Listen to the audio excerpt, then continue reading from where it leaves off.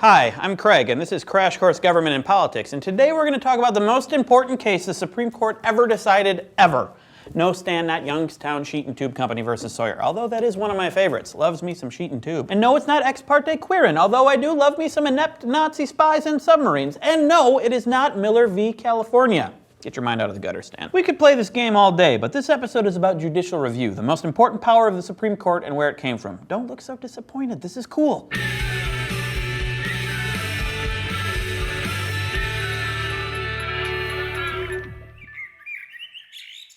When you think of the Supreme Court, the first thing you think about, other than those comfy robes, is the power to declare laws unconstitutional. The term for this awesome power, the main check that the court has on both the legislative and executive branches, is judicial review. Technically, judicial review is the power of the judiciary to examine and invalidate actions undertaken by the legislative and executive branches of both the federal and state governments. It's not the power to review lower court decisions. That's appellate jurisdiction. Most people think of judicial review as declaring laws unconstitutional, and that definition is okay. But legal purists will quibble with you since judicial review applies to more than just laws. Appellate courts, both state and federal, engage in some form of judicial review, but we're concerned here with the federal courts, especially the U.S. Supreme Court. The court has the power to review the following. 1. Congressional laws, aka statutes. Since judicial review is a form of appellate activity, it involves upholding or affirming the validity of laws, or denying it, invalidating the law in question. You might think that the Supreme Court does this a lot, but it doesn't, and historically it almost never happened before the 20th century. If the court were always striking down congressional statutes,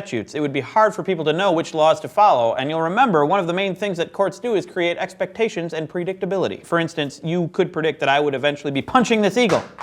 Another reason why they don't invalidate laws often is that if the court frequently overruled Congress, the court would seem too political and people would stop trusting its judgment. If the court has any power at all, it largely stems from its prestige and reputation for being impartial and above politics. No one has any problems with the Supreme Court decisions at all. 2. The court can also overturn state actions, which include the laws passed by state legislatures and the activities of state executive bureaus, usually the police. The power to review and overturn states comes from the Supremacy Clause in the Constitution. Most of the time that the Supreme Court extends civil rights, it comes out of a state action. A good example is Brown versus Board of Education, where the court struck down the idea of separate accommodations being equal in the context of state public schools. 3. The court can review the actions of federal bureaucratic agencies, although it will usually defer to the bureaucrat's expertise if the action is consistent with the intent of the legislature, which the court usually finds it is. The court almost never strikes down congressional delegation of power to the executive, although you might think that it should. The fourth area where the court exercises judicial review is over presidential actions. The court tends to defer to the president, especially in the area of national security. The classic example of the court overturning executive action happened in U.S. versus Nixon, where the justices denied the president's claim of executive privilege and forced him to turn over his recordings relating to the Watergate scandal. More recently, the court placed limits on the president's authority to deny habeas corpus to suspected terrorists in Rasul versus Bush. So, the Supremacy Clause gives the court the authority to rule on state laws, but where exactly in the Constitution does the power of judicial review come from? Trick question, it's not there. Go ahead, look, I'll wait. See? Not there. Wow, you went through that whole thing really quickly.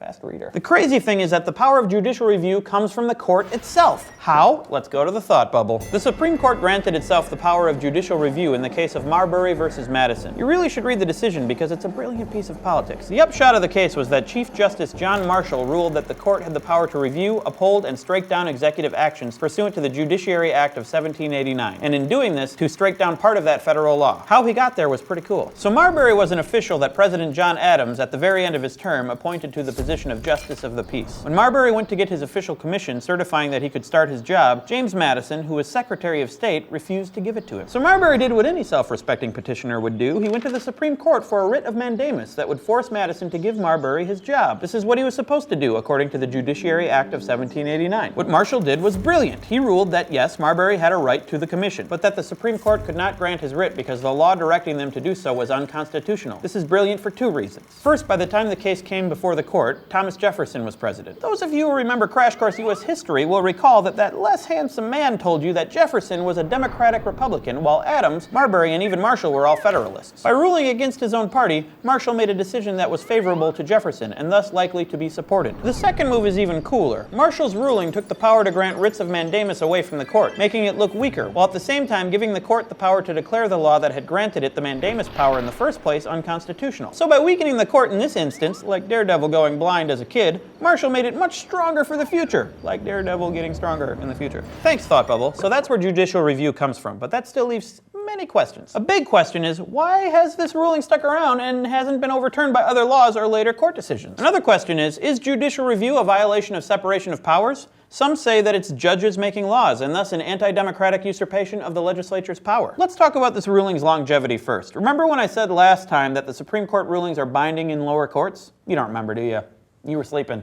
Wake up! Well, in general, Supreme Court precedents are binding on future Supreme Courts too, because of the principle of stare decisis, which is Latin for let the decision stand. This doesn't mean that future Supreme Courts can never overturn the decisions of prior courts, it's just that they try very hard to not do it. This idea of precedent is one way that judges can be said to make laws. Appellate decisions are like common law in that they're binding on future courts and constrain their decisions, and because they don't have to be grounded in a specific statute. Other courts have to follow the higher court's interpretation of the law, and this interpretation has the effect of redefining the law without actually rewriting the statute. On the other hand, appellate decisions are technically not common law in that they are only binding on courts, not executive agencies or legislatures. They are, however, signals to courts and legislatures about how courts will rule in the future. Maybe an example will help. If you watch cop shows or you get arrested a lot, you probably know something about Miranda versus Arizona, which gave us the Miranda warning. You have the right to remain silent and all that stuff. Hopefully you've never heard that in person though, but hey, we're not here to judge. That's what the courts are for. Okay. In that case, the Supreme Court threw out Miranda's conviction because he hadn't been told that he had the right to remain silent. Without knowing that he didn't have to talk, he made a confession that got him convicted. The court didn't rewrite Arizona's law, but it sent a signal to Arizona's law enforcement agencies, and those in all the other states, that in the future, courts would throw out the convictions of defendants who hadn't been informed of their rights. As a result, police procedures changed in every state, and now the police are supposed to read their Miranda rights to anyone they arrest. So those are the very basics of judicial review. We've probably raised as many questions as we've answered, but that's why we're making a bunch of these videos, so we can teach it all.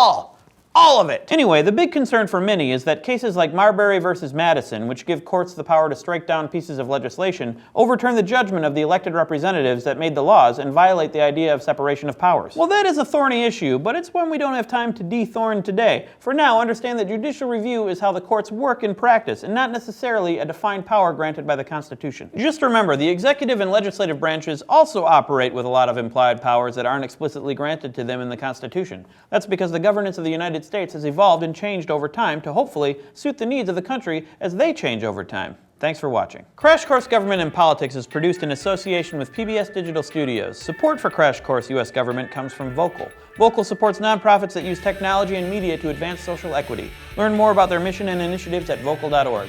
Crash Course was made with the help of these nice people who have the right to remain silent. Thanks for watching. You have the right to stop watching if you want.